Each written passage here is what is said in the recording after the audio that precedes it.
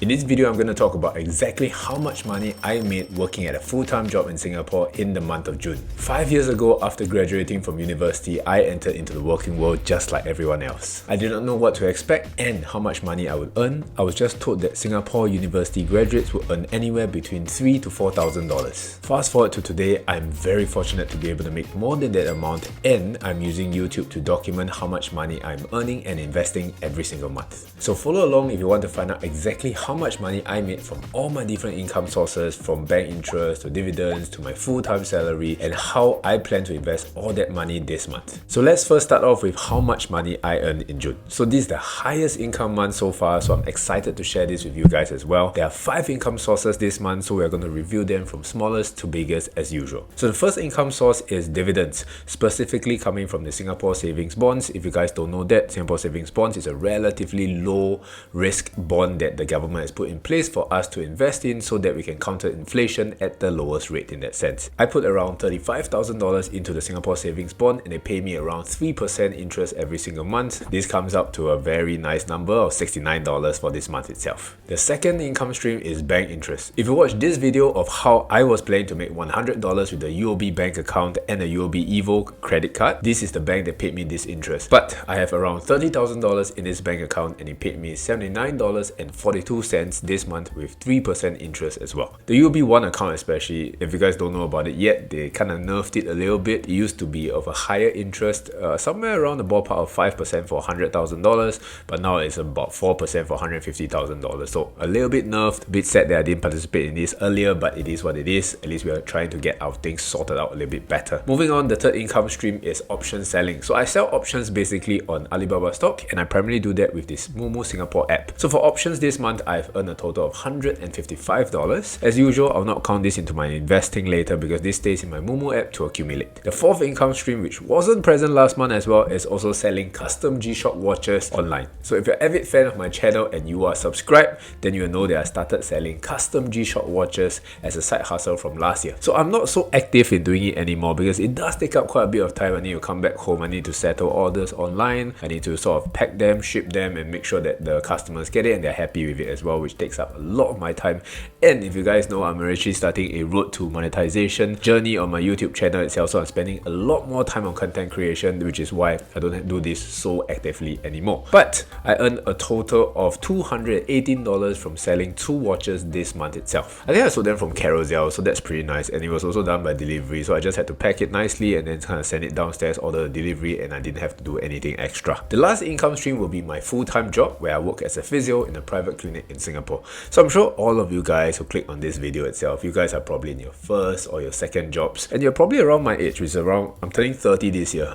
Damn, that's really old, but I'm turning 30 this year. So you probably curious about how much I earn and probably why you clicked on this video at the same time. But this was a relatively good month and I was relatively busy this month, so after deducting CPF contributions, I earned a total of $9,500 this month, which is amazing and is my highest income month of 2024 so far. Totaling everything up, I've earned a grand total of $10,021.42 of income, which is awesome to finally break that 6-digit mark for me, which I'm really excited for this month itself. It means that I have more to invest and more money to really put into play to make sure that my portfolio grows as well. So now comes the juicy part of how much I can invest and what to invest in. So if you watched my previous video on June Money Diaries, you will know that I spent a total of $3,103.29. If you want to know the exact breakdown on what I spent on, how much I spent on them, you can check out that video. But I also have a $3 sinking fund and a $600 monthly traveling fund that I want to set aside for traveling. These are additional expenses on top of that $3,000 that I'm taking out as well. So if I take the total income minus the options part, I will have around $9,866.42. If I offset the expenses of that $3,100 with last month's sinking fund, the expenses will be $2,803.29.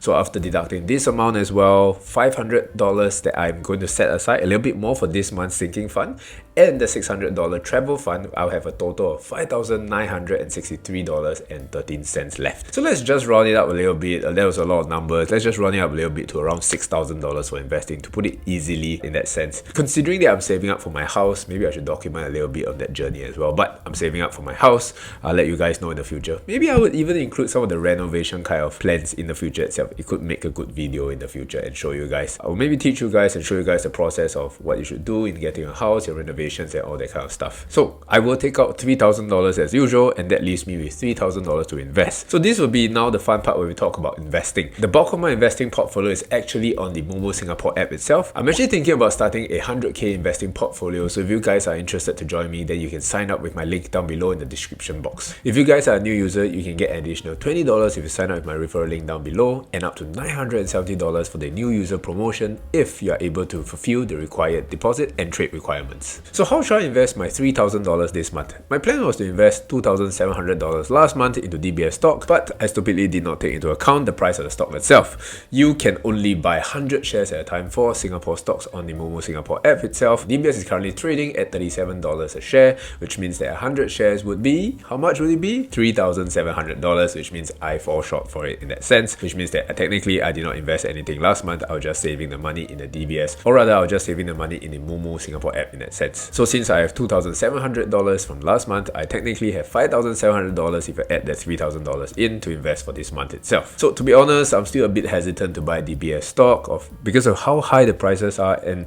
it's also at its all-time high if you look at the charts, and I'm afraid that the moment I buy it, DBS is going to drop, which is very likely to happen. All of you guys who are also investing in anything, just be sure that the moment you press the word buy, the moment you press the button buy, the stock is going to tank, or rather the stock is going to go down a little bit. You will panic, you will scream, and you will feel internal pain, but it is normal, and I want to assure you that everything is okay. But this is also a very interesting feeling to actually explore. So this is actually me trying to get in when the price is low and trying to cherry pick when to buy the stock itself. So I definitely need to revisit the investing rules of my dividend portfolio in that sense. So firstly, this portfolio is meant for generating passive income through dividends and assuming zero capital growth, which means it doesn't matter what price I buy my stocks at. I just need to consistently buy the stocks and make sure that I'm averaging in at a very good price, or rather whatever price it is, I'm just going to make sure that I'm buying as consistent as possible. Secondly, I'm also trying my best to diversify into other sectors as well to reduce the overall risk of the portfolio. So far, I only have Ascendas REITs and CapitaLand Mall REITs, which are in the real estate sector. So if I want to invest into the bond sector, I want to do that through buying of DBS shares. I still feel a little bit emotionally charged because this is my first time buying DBS shares, so it is completely understandable. I still remember the first time I was going to buy Ascendas REITs and CapitaLand Mall REITs. I was also very nervous, and it was a lot of money for me, and investing such a big amount, now I'm investing $3,000, $5,000 a month, and I'm not thinking too much about it. But at that time, just investing $1,000 or maybe $1,500, it is such a scary thing, and it is totally understandable. If you guys feel it, I'm sharing with you guys that I'm feeling it right now, so it is totally something to expect. Don't panic too much. So this would be the plan. I'm going to invest $3,700 into the DBS stock, so I'm going to own 100 shares of DBS stock, and the remaining $2,000 into Ascendas REITs. This will put my total account balance to around $41,700. This is the entire breakdown for my whole dividend portfolio. If you guys have watched till here, you guys definitely deserve this, which is the entire breakdown of my entire dividend portfolio. So I will have $18,000 in CapitaLand Mall REITs, $19,400 in Ascendas REITs, and $3,700 into DBS. The entire portfolio is meant to generate around 5% returns, which will translate to having $2,085 yearly, which brings it to a whopping total of $173 per month. Hopefully this gives you guys a transparent overview on how I'm investing my money into building this dividend portfolio. If you're interested to get started into investing to generate some passive income, consider starting a portfolio like this for yourself as well. I'll keep you guys updated on the progress, and I'll see you guys in next month's Money Diaries. If you enjoyed this video here, then you'll probably enjoy this video here on how much money I really earned living in Singapore. Thanks for watching, have an amazing day, and I'll see you guys in the next few videos. Bye bye!